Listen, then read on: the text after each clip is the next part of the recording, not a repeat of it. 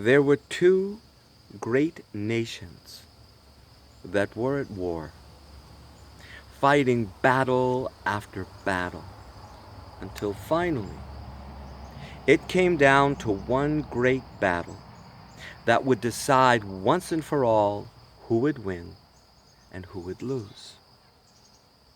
And as the sky started to get light on that day, the two armies gathered at either end of a great field. And as the sun rose, all the warriors drew their swords and ran screaming toward each other and met in the middle of the field with a crash like thunder. And all day long, the battle raged back and forth, until by late afternoon, the grass was torn up and the air was filled with the cries of the wounded and the dying and the smell of blood-soaked earth. And right around sunset, there were only two warriors left standing, one from either side. By now, their armor was dented and splattered with blood and gore, and they were so arm-weary from fighting all day, they couldn't even lift their swords. They just stood there, swaying, facing, glaring at each other, until finally one of them said, "There is no honor in dying like this. Let us lay down and rest through the night. And when the sun rises, we will face each other, and only one of us will go home." So, as darkness fell, these two warriors lay down on the ground among the bodies of their fallen comrades.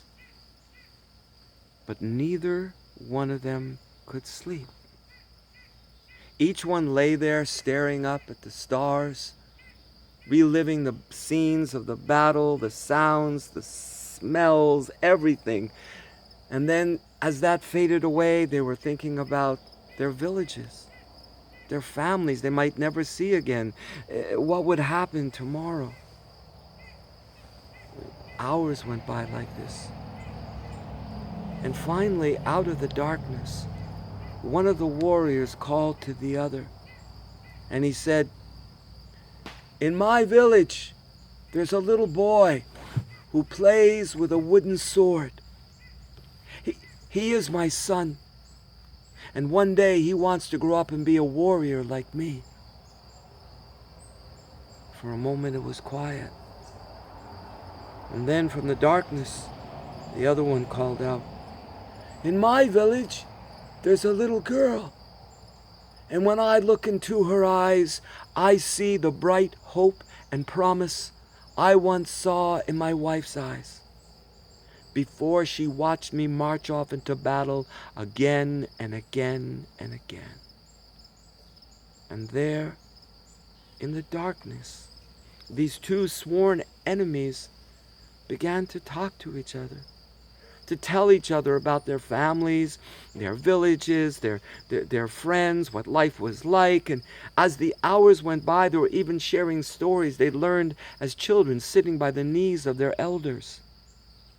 And each one was quietly amazed to himself at how much their stories sounded the same. And finally, the sky started to get light.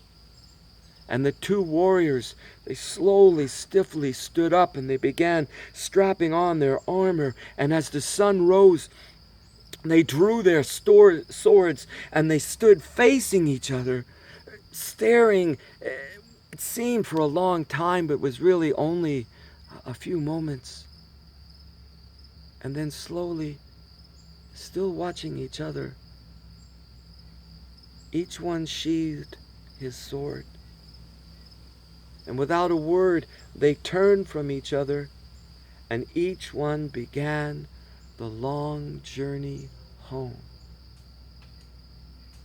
Once we share our stories, it changes everything.